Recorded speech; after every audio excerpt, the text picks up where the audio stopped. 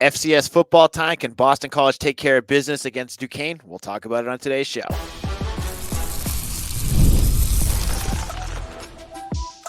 You are Locked On Boston College, your daily podcast on the Boston College Eagles. Part of the Locked On Podcast Network, your team every day. Hello, everyone, and welcome. This is Locked On Boston College, your team every day. I'm your host, AJ Black, editor of Eagle Insider. Thank you all for making Locked On Boston College your first listen every day and for checking out us on YouTube or wherever you get your podcasts. Now, we're going to chat about the game against Duquesne, but first we get into Game Time. Today's episode is brought to you by Game Time. Download the Game Time app, create an account, and use code LOCKEDONCollege for $20 off your first purchase. Talking about this game, we're now past Florida State. As Bill O'Brien says, it's time to move on.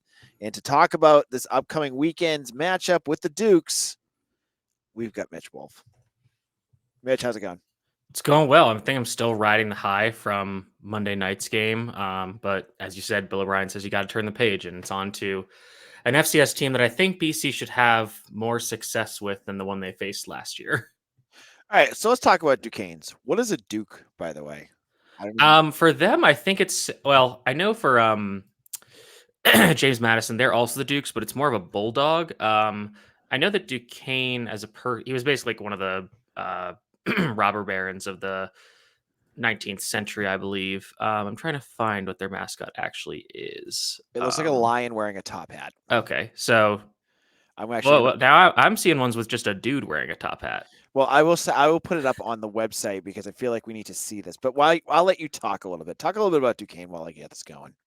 Yeah, so I watched a few Duquesne games just to try to see what they were about. You know, this is obviously a game that is going to matter for BC at the end of the season. But watching them, if you look at them from a record standpoint, like, oh, they won their division or their conference last year. I think they were 7-6. They played pretty well in conference, and then they lost in the first round of the FCS playoffs. And in the games they lost last year, they played quite poorly. And two of those losses came at the hands of FBS teams in West Virginia and Coastal Carolina. And then when they played Youngstown State in the FCS playoffs, they got beat 40-7. So when I dove a little deeper into stats and watched some of their games, it became clear that this is kind of it's a high variance team. And a big part of that is that their offense was huck it, chuck it football last year. Their quarterback, Darius Parantes, led all Division I quarterbacks with, I think, at least 50 dropbacks in his average depth of target, which was 15.8 yards. Okay, so if you're watching on YouTube, it is a lion in a top hat, kind of a teal and blue line, which is interesting. It's like the color of antifreeze. Yeah. Yeah. It's like a lion that is a combination of Sully from Monsters Inc. But anyways, they were just chucking the ball downfield. And even though they did that a ton, I have a kind of a fun stat here. Oh no, sorry, that's my different preview. But they lost both their leading wide receivers, one to the NFL, or just out of eligibility, another transferred, I think, to UMass. And they didn't really replace them that well. And the offensive line is also really bad. A lot of injuries too, but they were rotating guys, and they just could not protect. So basically, quarterback gets the ball, runs around for a second, and just heaves it as far as he can. And that was basically their entire offense last year. They didn't run the ball super well. On defense, they're very aggressive when it comes to blitzing, but they're also very undersized. They're very susceptible to the run game, especially from, FCS opponents that are better and FBS opponents. In terms of personnel on defense, let me try to remember. I think they're replacing both outside cornerbacks. They bring back both safeties. It's kind of just comparing it to Holy Cross, where there was a very cohesive vision, and you could tell that Bob Chesney really had that team rolling. And last year they took a step backwards because they were kind of coming off a year where things went well for them.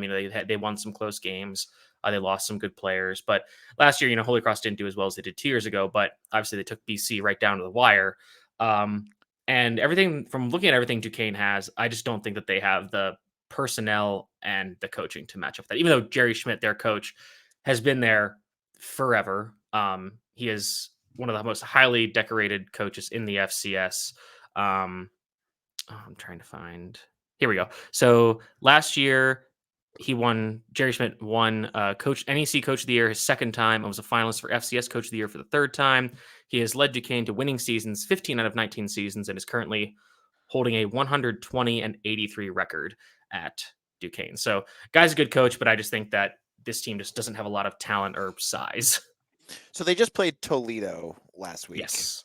Tell me what you saw or heard about from that game.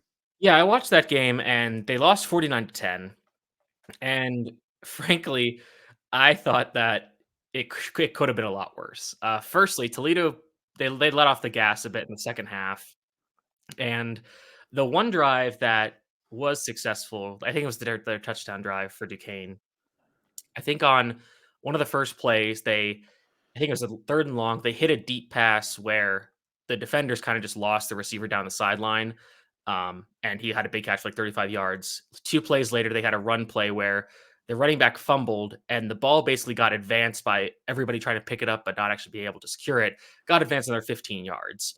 The 2 plays after that, they get a defensive pass interference, and then 2 plays later, they're in the end zone. So you have some things go your way to get the touchdown drive. They got a field goal. But if you have a more standard drive, I don't think that touchdown drive happens.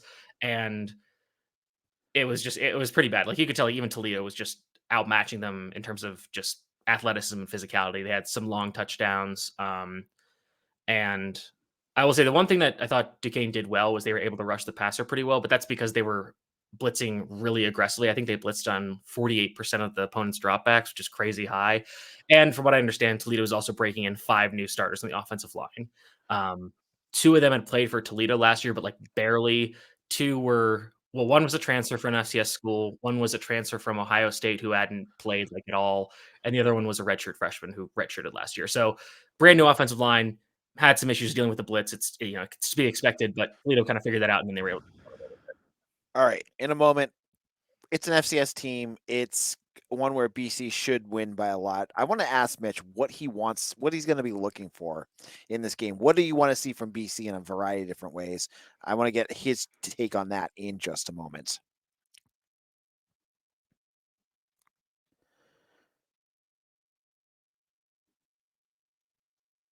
Oops. When you're hiring for your small business, you want to find quality professionals that are right for the job. That's why you have to check out LinkedIn Jobs. LinkedIn Jobs has the tools to help you find the right professionals for your team faster and for free. LinkedIn isn't just a job board. LinkedIn helps you hire professionals you can't find anywhere else. Even those who aren't actively searching for a new job might be open to the perfect role. In a given month, over 70% of LinkedIn users don't visit other job sites. So if you're not looking for on LinkedIn, you're looking in the wrong place. On LinkedIn, 86% of small businesses get a qualified candidate within 24 hours. Hire professionals like a professional on LinkedIn. So post your job for free at linkedin.com/lockedoncollege. It's linkedin.com/lockedoncollege. Post your job for free. Terms and conditions apply. This is Locked On Boston College, AJ Black. And when you're done with this episode, I had just listened to they're calling it the Locked On ACC Squad. And it's 6 different ACC hosts. 2 of them are Wolfpack, talking about all the ACC news. And I want you guys to get over there and check it out. Get their takes on ACC, BC and the ACC, and let yourself be known. And for the folks that have been asking why I'm not on that, I'll tell you exactly why I haven't been on it. It's because they recorded at the worst time humanly possible. They recorded at like 6 o'clock in the afternoon. I can't do that. I've told them that I can't do it. So I might be on at some point, but I wouldn't expect it anytime soon. But they're great. Go check them out. Anyways, let's talk about this game. Mitch, I know earlier this week you were saying you're worried a little bit just because you've watched enough Boston College football to worry about it.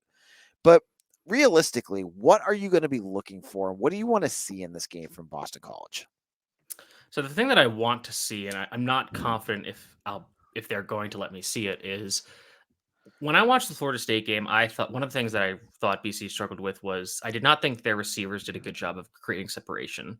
And that some of that is to be forgiven because they're playing against Florida State, who, for all their faults, they probably have one of the most athletic and better secondaries in the ACC. So I can understand it.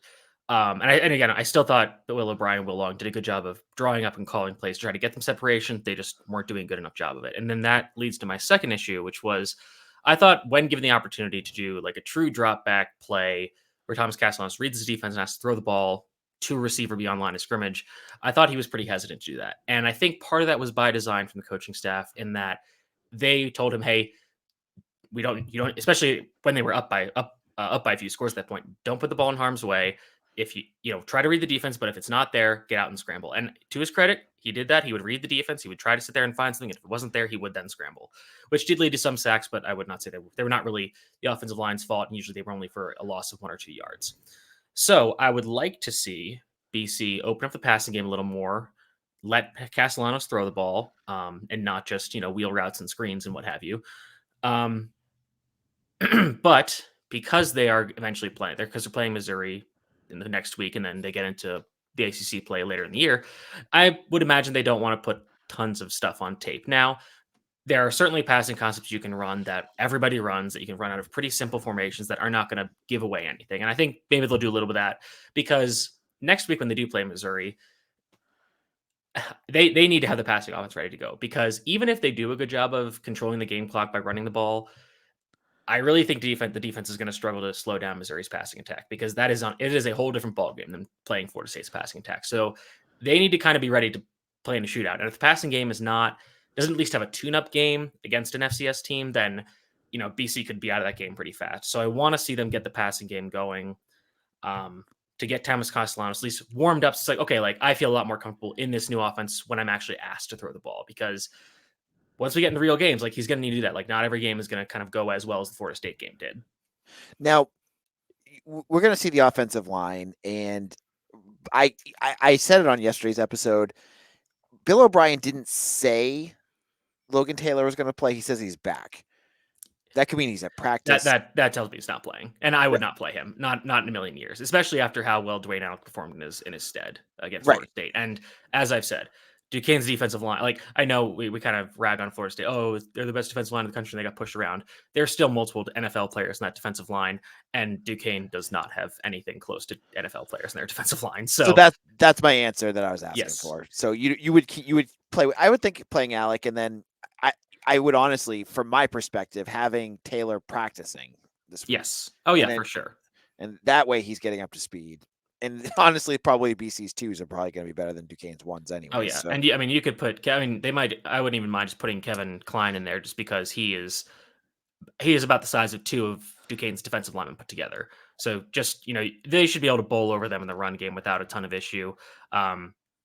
This is a team that just struggled to stop Toledo's run game, and Toledo's offensive line was dealing with a lot of new pieces. They have a new quarterback, they have a new running back. So that basically, now that I think about it, that entire offense, except at the tight end, is pretty much new. So, they had some hiccups early, but they were able to get rolling. And, BC has and their quarterback could run a little bit. They did some run stuff with him. And I was like, okay, well, if Duquesne is struggling to stop this guy running, a MAC quarterback, Castellanos is going to run all over these guys. Although I hope they don't run him too much, because you don't want to risk him getting injured against an FCS opponent. So I have my name I'm going to watch for, and I think fans are going to have fun watching for him. As I think Turbo Richard's going to have a lot to do in this game.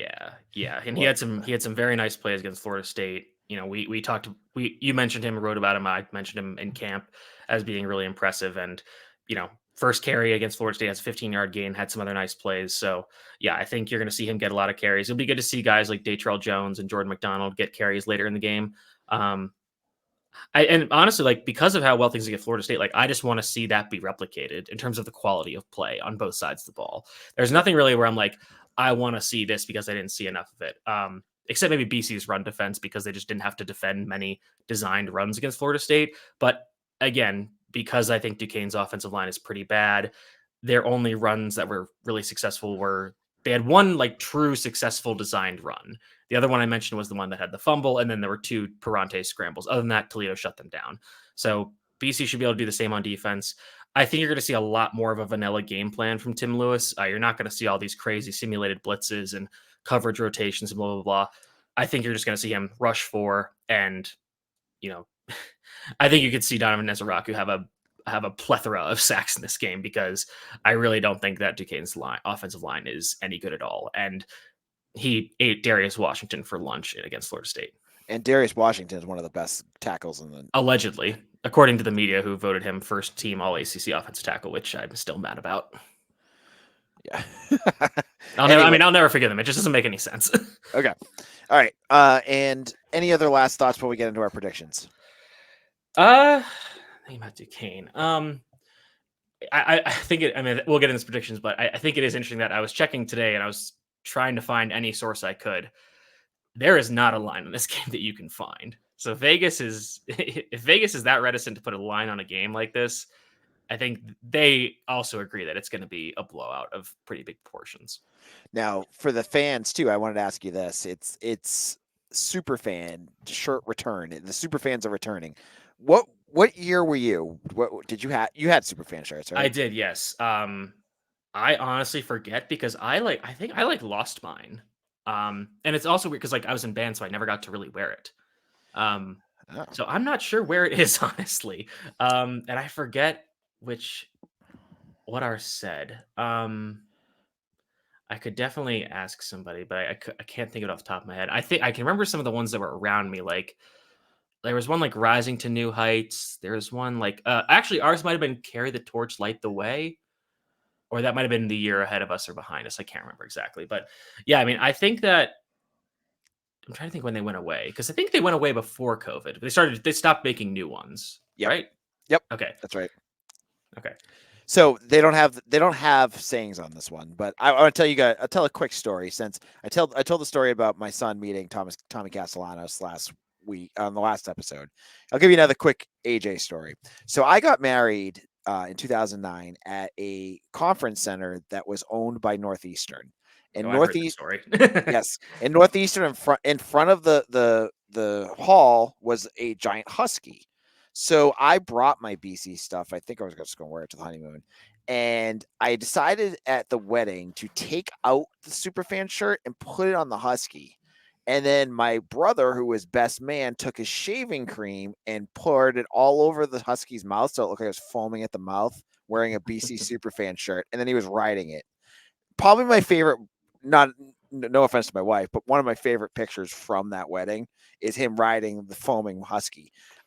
After that, we just kind of moved on with the night and left the shirt there, and security ended up taking it. So I don't have my original Superfan shirt, but I don't think there's a better way I could have lost it than that. So anyways, I just had to share that story. Anyways, we're going to get to predictions in just a moment. I want to get into what we're both predicting, what bloated score we're going to look at. I didn't re-listen to our Holy Cross game, but I don't remember what we picked for that, but I'm pretty sure we picked blowouts for that too, didn't we? I think yes, blowouts, but I think we still picked it closer than we're going to pick this one. All right, so we'll get into that in just a moment. Game Time has a new feature called Game Time Picks that makes getting tickets for your favorite live events even easier. Game Time Picks filters out fluff to show you only incredible deals on great seats, so you don't have to waste time searching through thousands of tickets. I was looking for Woo Sox tickets the other day, and the Red Sox farm system has just pumped out a whole bunch of new guys that are really good, and they were up into the AAA. So tickets were hard to find, but I got onto Game Time, found the best seats, and I watched and found the tickets that I wanted drop in price. Got in, went to the game. It was amazing.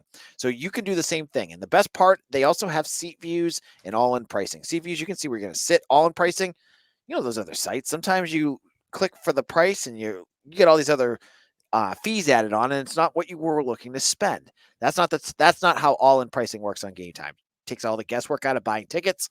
You can go to Game Time to yourself by downloading the Game Time app, create an account, and use code LOCKEDONCollege for $20 off your first purchase. Terms apply. Again, create an account and redeem code LOCKEDONCOLLEGE for $20 off.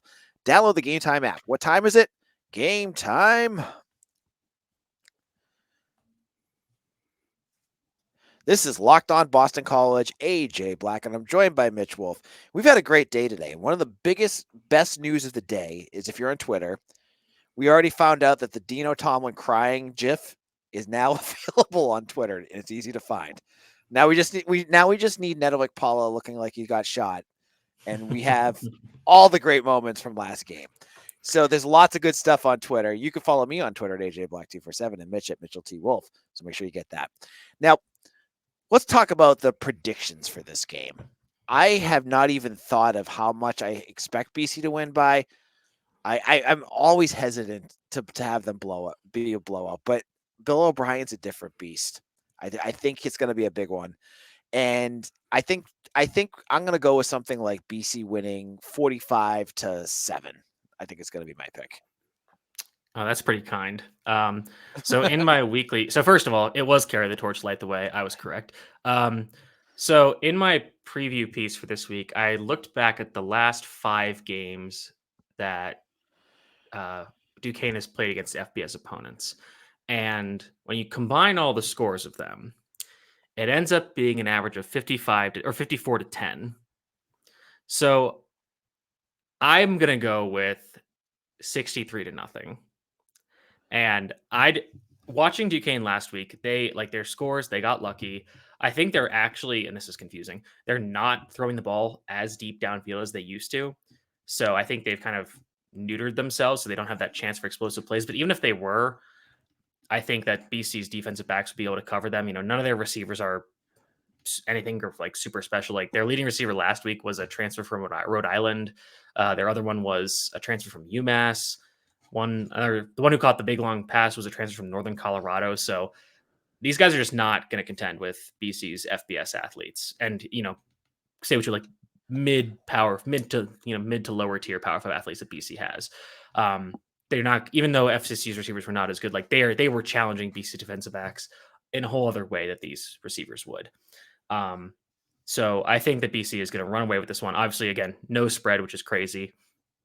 I don't think that there's as big a talent gap as there was between BC and Howard in 2015, even though that BC team was probably a good bit worse than than the one that BC team was worse than the one this year, and that Howard team was probably and that Howard team was probably worse than the one that Duquesne is. So I'm with you though. Like I'm like more nervous about this game than going to the Florida State game, because I thought we were going to lose that one, and now I'm like, man, if BC somehow blows this to Duquesne, like that's just going to take all the momentum out of the sales of this program, which again, I just can't imagine it happening.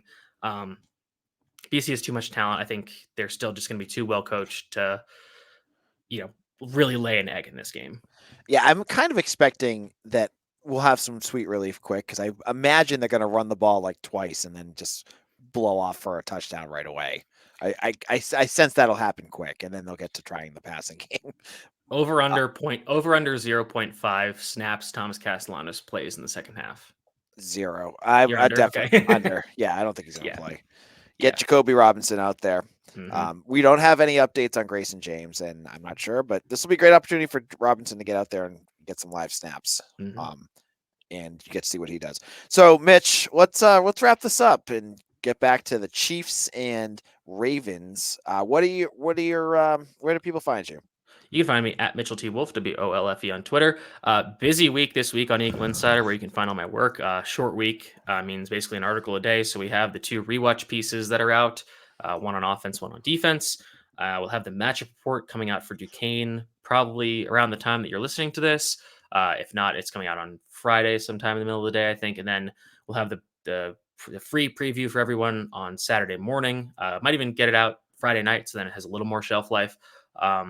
But this is great time to get in on the bandwagon. I said to you, like, now I'm worried, like, is Monday the peak of the Bill O'Brien era? Because it's hard to imagine it getting better, but maybe by the end of the season it will. We'll see.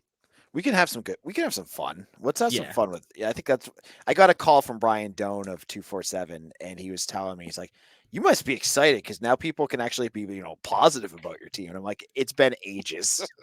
So I don't want this to get ruined. And yet somehow today there was a thing on Twitter that was like, oh, this game, it's like, let's ruin this by saying that this game doesn't count towards BC's bowl eligibility, which I'm pretty sure it does.